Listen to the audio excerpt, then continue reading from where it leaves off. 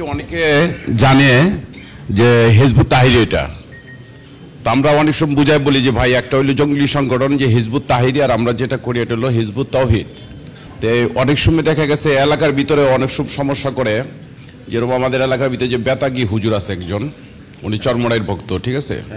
উনি অনেক সময় বিরোধিতা করেন, মাদ্রাসা চালা বিরোধিতা করে, মানে অনেকজনে উস্কায় দিছে, এটি করছে। অনেক সময় অনেকজনে এলাকার বন্ধু বান্ধব ভাই বেড়াদার হুমকি দুমকি দিয়েছে আমাকেও, এই করুম সেই করুম। তো এরকমটা অনেক সময় অনেক তর্ক বিতর্ক হয়, আবার একসাথে চলি ঠিক করি।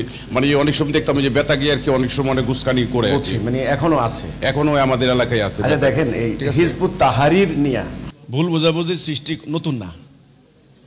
অতীতে আমাদের শত শত সংগঠনের সদস্যকে মানে গ্রেপ্তার করা হয়েছে তাহারির বলে। এই প্রসঙ্গটা এখন অনেকটা খোলাসা হয়ে গেছে, অনেকটা পরিষ্কার হয়ে গেছে যে হিজবুত তাহরির আর হিজবুত তাওহীদ এক না। ওকে, এখন আপনি যে এলাকার কথা বলছেন, চরমোনাই বা ইত্যাদি ইত্যাদি হুমকি দিচ্ছেন, দেখুন একটা কথা মনে রাখবেন, হুমকি ধামকি দিয়া আদর্শ প্রচার হয় না।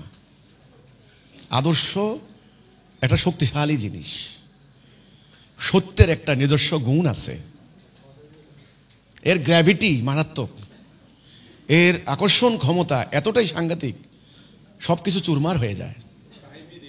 হ্যাঁ, কাজেই আপনারা হুমকিকে তোয়াক্কা করবেন না। ওদেরকে বলবেন যে দেখো, তোমরা যে রাস্তা বেছে নিয়েছো, হুমকি ধামকি, মিথ্যাচার, অপপ্রচার, গুজব, হ্যাঁ, এগুলি দিয়ে কিন্তু তোমরা দিন প্রতিষ্ঠা করতে পারবে না। আদর্শ ধারণ করো, ভদ্র মানুষের মতো কথা বলো, সভ্য মানুষের মতো আচরণ করো। এই যে আজকে ওরা ওয়াজ করে, হাজার হাজার লক্ষ লক্ষ মানুষ ওয়াজ করে, ওয়াজ মাহফিলের উদ্দেশ্য হচ্ছে মানুষদেরকে সদ উপদেশ দেওয়া, নসিহত করা, মানুষ যেন চরিত্র সংশোধন হয়। তাদের ওয়াজে কি চরিত্র সংশোধন হচ্ছে? মানুষের হচ্ছে না। আরও উগ্রবাদের বিস্তার হচ্ছে, আরও মানুষের মধ্যে গুজব প্রবণতা বৃদ্ধি পাচ্ছে, আরও চরম বিশৃঙ্খলা সৃষ্টি হচ্ছে। তো ওদেরকে বলবেন যে হুমকি দামকি দিয়ে কোনো কাজ হবে না। হুমকি এমন একটা জিনিস, এটা কোনো ভদ্রলোকের কাজ নয়। আমি যদি সত্যিকার হক সত্য আদর্শ ধারণ করি, তাহলে আমার আচরণে, আমার কথায়, আমার ব্যবহারে মানুষ বুঝবে যে এটা হলো সত্য হক।